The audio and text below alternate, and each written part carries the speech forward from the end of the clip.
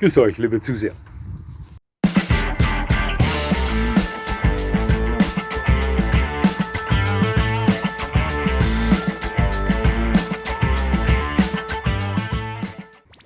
Nochmal herzlichst willkommen, liebe Zuseher, hier auf meinem Kanal. Ich freue mich sehr, dass Sie da sind. Hudezeit. Langsam kehrt der Herbst ein. Ja. Wenn Sie den Länderwettkampf der besten Allrounder bis jetzt aufmerksam verfolgt haben, dann wissen Sie, welches Land heute startet. Nämlich Portugal. Ja, Portugal. Ähnlich der 10 Spaniens, ja, strotzt auch Portugal vor Spezialisten und weniger vor Profis. Viele Arbeitshunde, Nutztierhunde, Herdenschutzhunde haben sie hier, die Portugal vertreten. Dann sehen wir uns mal an, wer diese 10 Vertreter sind. Wir haben da zuerst den Cao de Serra da Estrela, ein typischer Herdenschutzhund. Es folgt der Cao de Serra de Aires, ebenfalls toller Arbeitshund. Der Cao de Aqua, der portugiesische Wasserhund, ein sehr beliebter Begleithund, toll aussehender Hund und soweit ich weiß, besaß auch Barack Obama einen portugiesischen Wasserhund. Der Cao de Castro Laborero, ein wunderschöner Hund, dem man Ähnlichkeit zum Wolf nachsagt, anatomische, obwohl er ein Hängeohr hat. Sehr schöne Hunde, tolle Arbeitshunde. Der Rafeiro do Alentejo. Ein Hund, zu welchem ich sensibles Verhältnis pflege, aufgrund meines ersten Hundes, des Boris. Eine komplizierte Geschichte, Rafeiro und Boris, welche ich sicher einmal erzählen werde. Der Cao Fila de São Miguel, ein toller Molosser. Wahnsinnig toller Allrounder, gerne als Polizeihund in Einsatz auf São Miguel. Der Cao de Gado Transmontano, mit dem Rafeiro der größte, der Vertreter für Portugal. Ein typischer Herdenschutzhund, hochläufiger als der Rafeiro. Wuchtiger, wunderschöner Hund. Und der Barbado da, der Kehrer, ebenfalls ein toller Arbeitshund. Ja, also man sieht schon, Spanien und Portugal, ähnliche Hundetypen, die hier ins Rennen gehen. Weil es nun mal so ist, in diesem Land findet man mehr Arbeitshunde als Begleithunde. Perdiguero Portugues habe ich vergessen. Verzeihung, das ist ein Jagdhund, der den Pointer ähnelt. Außerdem habe ich auch den Podengo Portugues vergessen. Ein Hund, der zur Kategorie der Windhunde zählt, den es in 3 verschiedenen Variationen gibt. In klein, mittel, groß und groß. So, aber jetzt sind wir durch mit den 10 und legen auch gleich los. Zwar beginnen wir wie immer mit der Gesellschaftstauglichkeit. Hier erreichen die Hunde aus Portugal 72 von 100 Punkten. Wieso? Nun, es sind schon mehr Hunde hier dabei, die bei dünnhäutigen Menschen zum Thema negative Reaktionen hervorrufen können, als Hunde, bei denen man sagt, sieh mal, wie schön, wie süß der ist, den möchte ich mir näher ansehen. Ja. Zweitere sind eventuell der portugiesische Wasserhund, der Perdiguero Portugues und der Podengo Portugues. Das sind 3 Vertreter der Portugiesen hier, die schon mal für sieh wie schön, sieh wie nett sorgen können. Der Rest allerdings ist klar erkennbar in der Riege der Herdenschutzhunde zu Hause. Und heutzutage haben nun mal Herdenschutzhunde nicht den besten Ruf, aus verschiedensten Gründen, das wissen Sie sicher. Deswegen 72 von 100 Punkten bei der Gesellschaftstauglichkeit. Die Trainierbarkeit, auch die ist nicht die höchste bei diesen Hunden.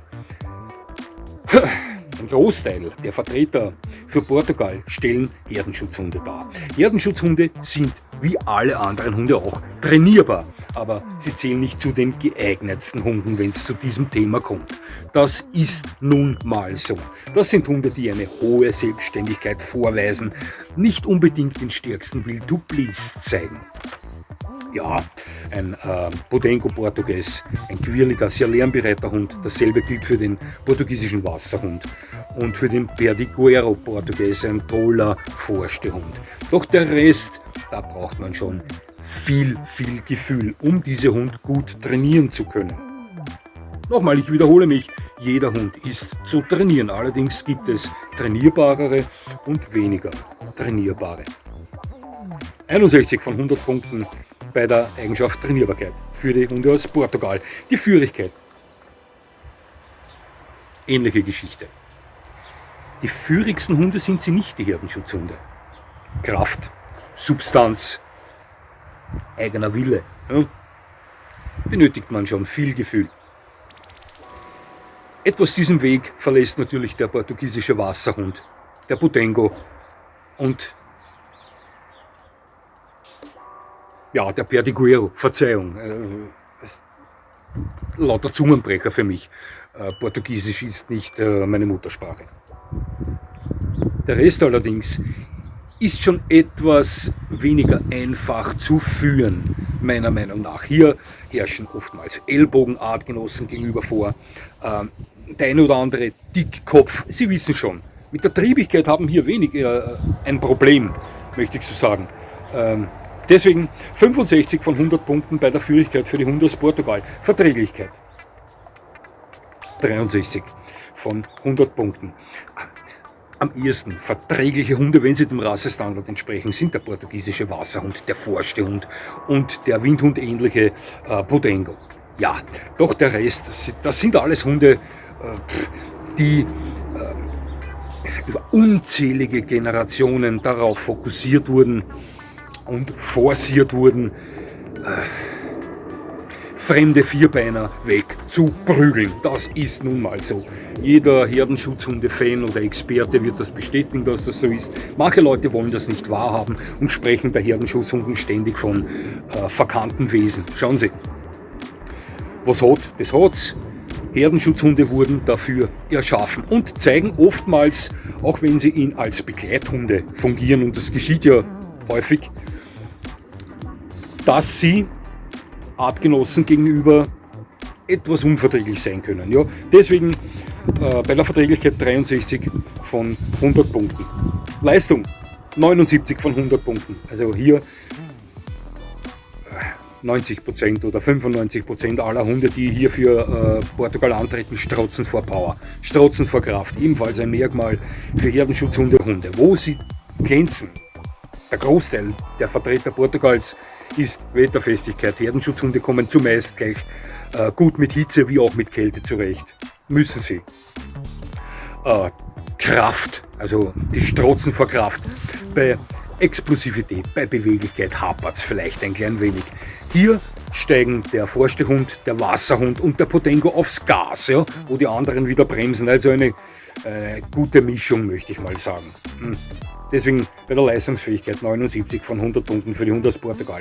Thema Wachhund, das ist eine Eigenschaft, wo sie wirklich glänzen können, denn hier erreichen sie 90 von 100 Punkten. Herdenschutzhunde gelten für mich als die besten Wachhunde der Welt.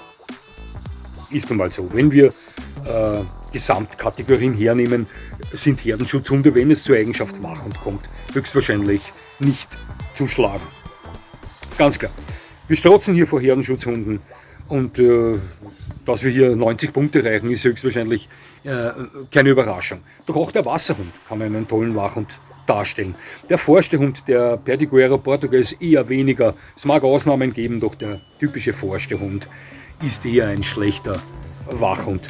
Es gibt gute Wachhunde unter Forstehunden, die auch rassetypisch gute Wachhunde darstellen können. Weimaraner, Deutsch Strata zum Beispiel, aber Hunde, die in die Richtung des Pointers gehen, so wie dieser Perdiguero, zählen eher nicht zu den besten Wachhunden.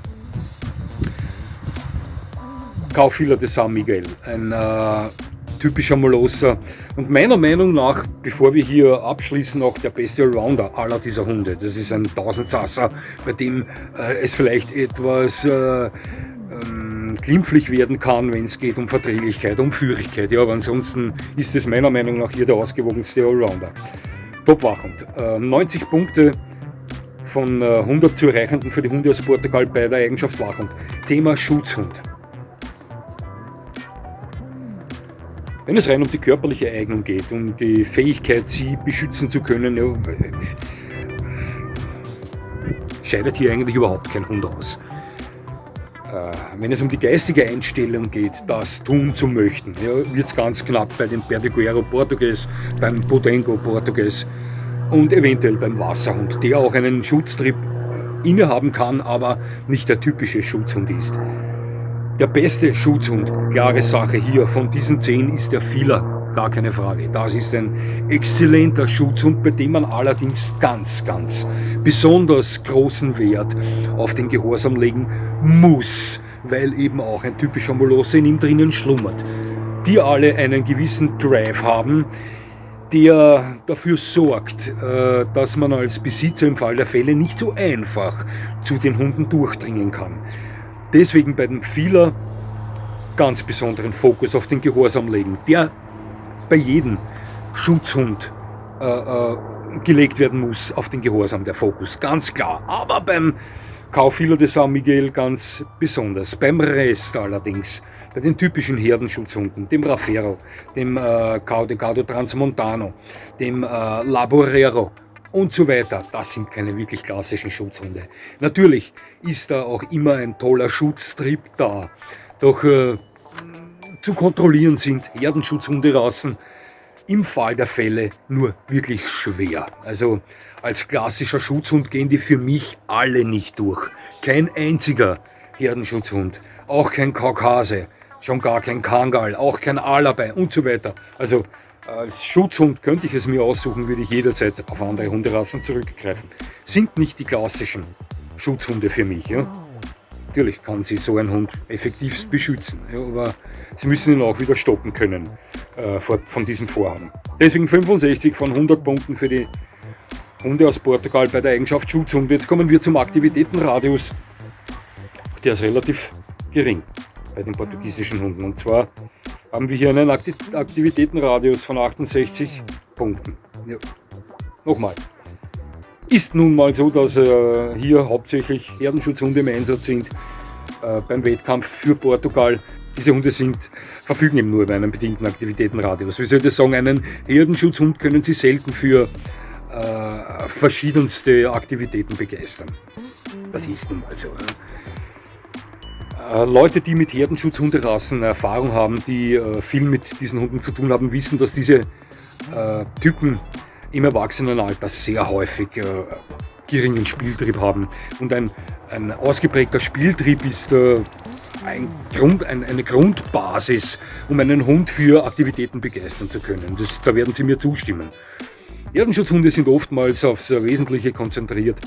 Aus dem Welpen-Junghundealter heraus, dann ins Erwachsenenalter eingetreten, sind das eher ernstere Hunde, ja, die sich weniger auf Ballspiel erfreuen oder ja, mit ihnen gerne durch Wälder zischen, über Berge wandern, schwimmen gehen und so weiter. Es mag Ausnahmen geben, aber zumeist sind das eher Hunde, die sagen, du, eigentlich möchte ich lieber nur den Garten bewachen, ja, oder das nutzt dir. Wir haben hier hauptsächlich Hunde, die in diese Kategorie hineinfallen. Deswegen eine recht niedrige Bewertung. Denn etwas aufpeppen können hier das Ganze der Wasserhund, der Perdiguero Portugues, der Podengo, eventuell auch der Feeler, der mit Sicherheit unternehmungslustiger ist als die typischen Herdenschutzhunde. Dennoch beim Aktivitätenradius leider nur 68 von 100 Punkten.